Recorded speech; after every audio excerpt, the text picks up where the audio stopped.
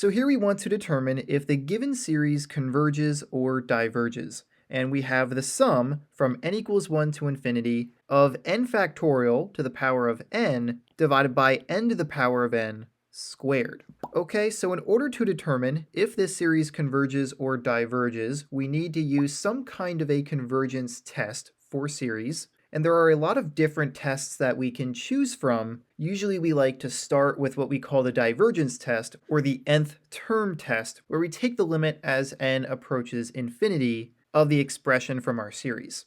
All right, and if that limit is not equal to 0, then we can conclude that the series diverges. If it does equal 0, then we're not sure, and we would then have to use another type of test. And so typically that's what you start with. But in this case, our given series has a special characteristic that's going to make it very convenient to use a specific test known as the root test. The root test is very useful when you have series that involve quantities to the power of n, or if you're working with nth powers, which in this case we have an nth power in both the numerator and denominator of our series. And so using the root test on this series makes sense. Now, if you don't remember how the root test works, this is how we perform the root test. For a series a of n, what we do is we take the limit as n approaches infinity of the nth root of the absolute value of a of n.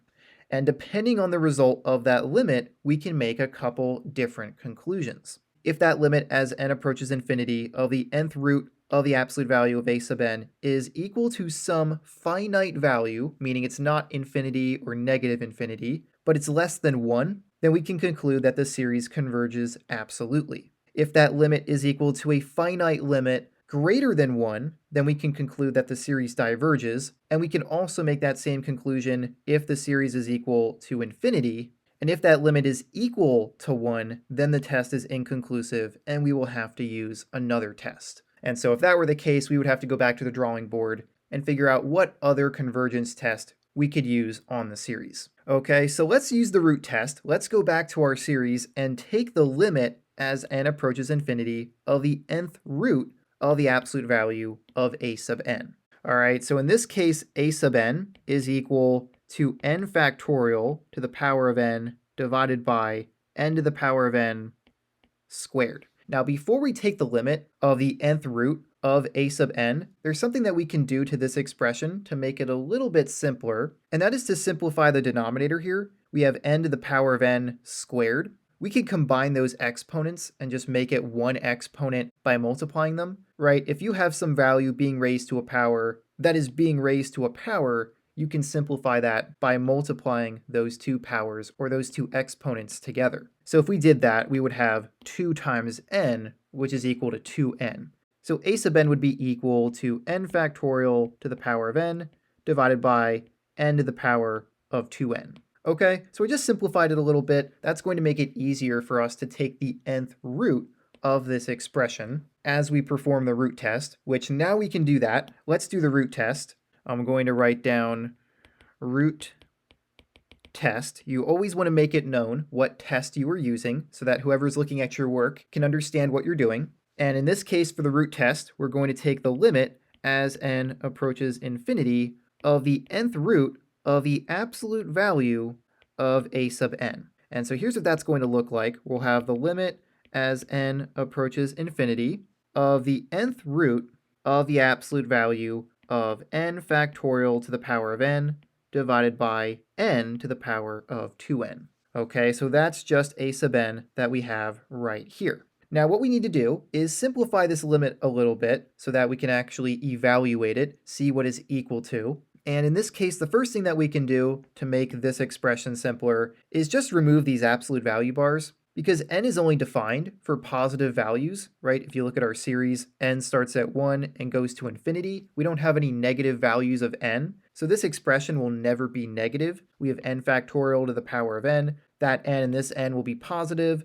We're dividing by n to the power of 2n, so that's also always going to be positive. There are no negative values involved in this expression. So we can remove those absolute value bars, but another thing that we could do to make this simpler is to rewrite this nth root. I'm going to write it as taking this expression to the power of 1 divided by n, right? It's the same idea that the square root of x would be equal to x to the 1/2 power, or the cubed root of x would be equal to x to the 1/3 power. The nth root of an expression, such as x, would be equal to x to the power of 1 divided by n. Whenever you have an nth root of some value, that's the same as taking that value to the power of 1 divided by whatever n is, okay? And so using that knowledge, here's how we can rewrite our limit. We'll have the limit as n approaches infinity of n factorial to the power of n divided by n to the power of 2n all to the power of 1 divided by n. That's that nth root, okay?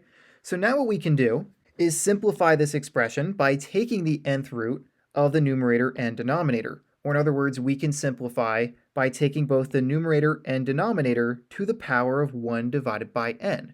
And what that will look like is just simply multiplying this exponent by this exponent in the numerator and multiplying it by this exponent in the denominator, right? So that will look like this. We'll have the limit as n approaches infinity of n factorial to the power of n times 1 divided by n divided by n to the power of 2n times 1 divided by n. We have n factorial to the power of n, but now we're multiplying that power by this power, so we have n times 1 divided by n, and then we're doing the same thing in the denominator. We have n to the power of 2n right here, but now that exponent is being multiplied by 1 divided by n. So now if we simplify that, notice that we have n times 1 divided by n, that's just n divided by n, which would be 1. So those n's are going to cancel each other out and just leave us with n factorial to the first power, which is just n factorial. And then in the denominator here, we have 2n times 1 divided by n. Those n's will also cancel out,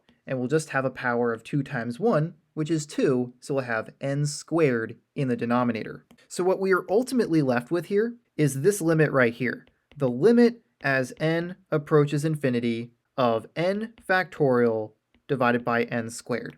That's what's left over after we made those simplifications. So now we have a more simple limit that we can try to evaluate. Remember, we're trying to see if it's equal to 1, greater than 1, or less than 1, and depending on which of those it is, we can make a conclusion about the convergence or divergence of this series. Okay, but how do we evaluate this limit right here that involves a factorial, right? That seems a little bit tricky. How do we work around that? Well, we really don't have any specific rules that will allow us to solve this limit in a nice way. We can't use L'Hopital's rule or anything like that because we don't know how to take the derivative of n factorial, right? Technically, this limit would be in an indeterminate form of infinity divided by infinity because as n approaches infinity, n factorial is going to get bigger and bigger, and the same would happen for n squared. As those values of n get bigger, both the numerator and denominator would get bigger, and so technically this is equal to infinity divided by infinity, which is an indeterminate form where you could usually use L'Hopital's rule.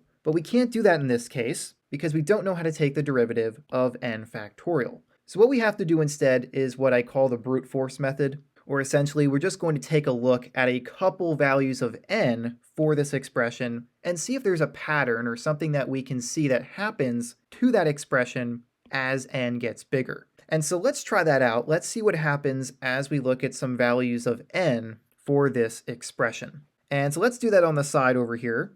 Let's start by looking at n equals 1. What does this expression look like when n equals 1? Well, we'll have 1 factorial divided by 1 squared. And that's just equal to 1 divided by 1, which is equal to 1. So that was pretty simple. Let's look at n equals 2. That will be 2 factorial divided by 2 squared, which would be equal to 1 times 2 divided by 4. So that would be 2 divided by 4, which is 1/2. So we'd have 1/2, which is the same as 0.5 as a decimal. Now let's look at n equals 3. We would have 3 factorial divided by 3 squared, and that would be equal to 1 times 2 times 3 divided by 9. 1 times 2 times 3 is 6, so this is equal to 6/9, which is the same as 2/3, and that is equal to 0.6 repeating. Now let's look at n equals 4. We would have 4 factorial divided by 4 squared. That would be equal to 1 times 2 times 3 times 4 divided by 16. 1 times 2 is 2, 2 times 3 is 6, 6 times 4 is 24, so this is equal to 24 divided by 16, and that is the same as 3 halves. You could divide 24 by 8 and 16 by 8, and that would give you 3 halves. And 3 halves is the same as 1.5.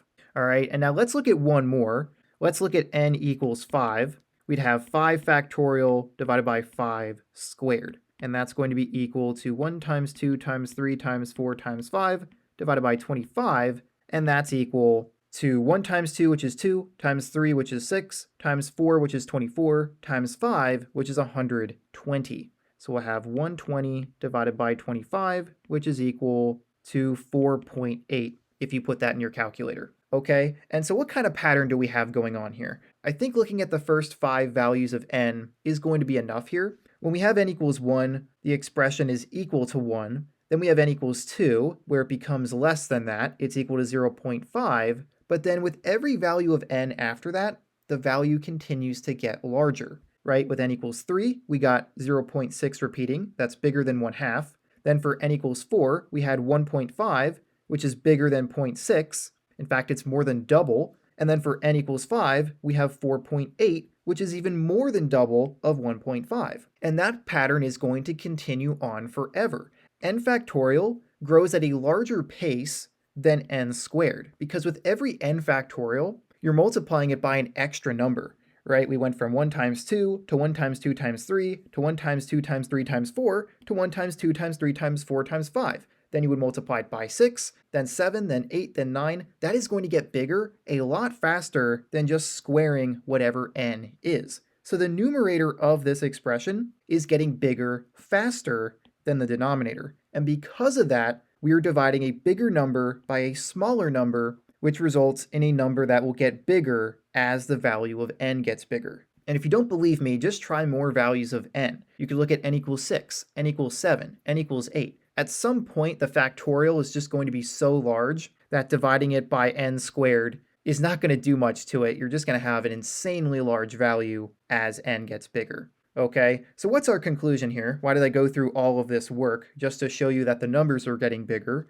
Well, what that means is that the limit as n approaches infinity of this expression is going to be equal to infinity. It's just going to get bigger and bigger as n gets bigger. So let's not forget why we did that in the first place. The reason that we are solving this limit is because we are using the root test, where we took the limit as n approaches infinity of the nth root of the absolute value of a sub n from our series. And if you remember to what we looked at the beginning of this video, the root test says that if that limit is equal to infinity, then the series diverges.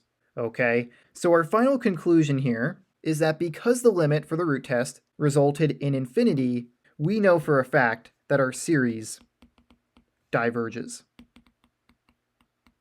Okay, that is the final answer to this problem. This series right here is a divergent series. It does not converge. Okay, and so with that, if you have any questions, feel free to leave those in the comments. And if you found this video to be helpful, be sure to check out some of my other videos on Calculus 2 topics that you can find on my channel. I have a whole playlist for all of my Calculus 2 content, and so I'd encourage you to check that out if you found this video to be helpful. Okay, but with that, this is all I had for now, so I will see you next time.